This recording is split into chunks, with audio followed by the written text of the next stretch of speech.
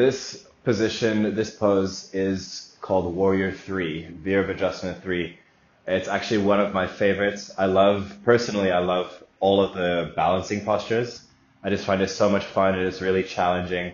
And it's a great way to just build insane strength in your body just by trying to balance. But Warrior 3 is unlike Warrior 1 or 2 in the sense that, in Warrior 1, you have your feet hip width apart, one knee's bent. Warrior 2, your back foot and your heel are in line with each other, your back heel. Arms are active. Whereas this one, Warrior 3, I'll do a side view.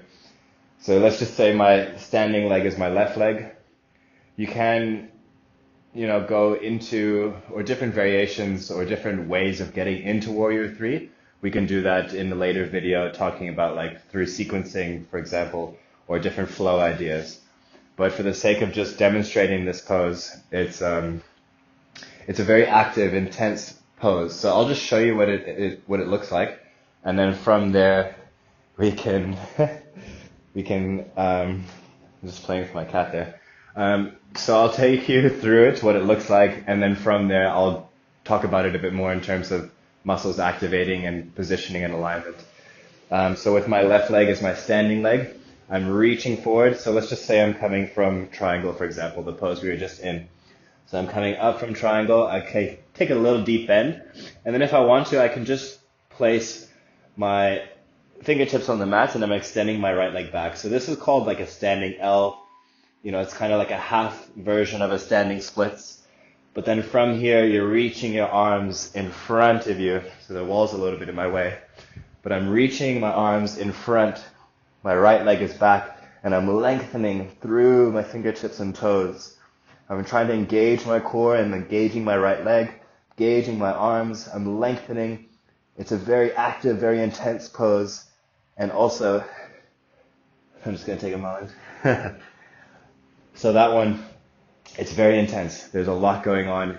It builds a lot of strength. It's very tiring, especially, if you're doing the class in a heated environment. It can really take a lot of energy just to do that, just to hold it, even for 10 seconds, 15 seconds.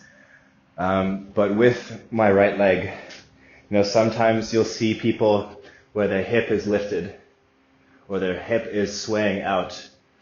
The idea is that you want to try and square off your hips. So I'm actively rotating my right hip downwards. Awesome. So then from there, now I feel my calf muscles switch on even more.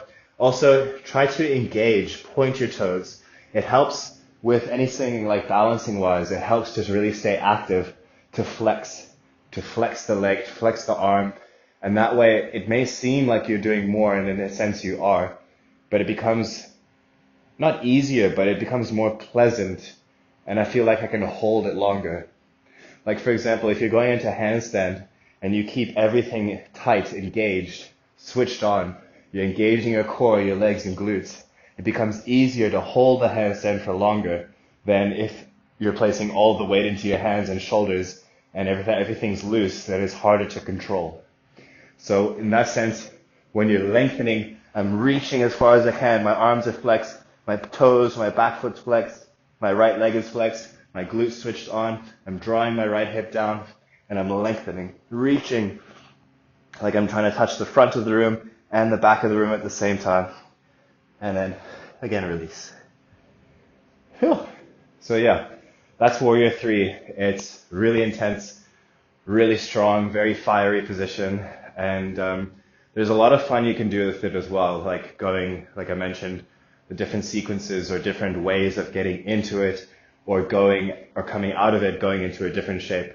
So yeah, that'll be covered in more videos to come. But for the basics, for just understanding, that is Warrior 3, Virabhadrasana 3.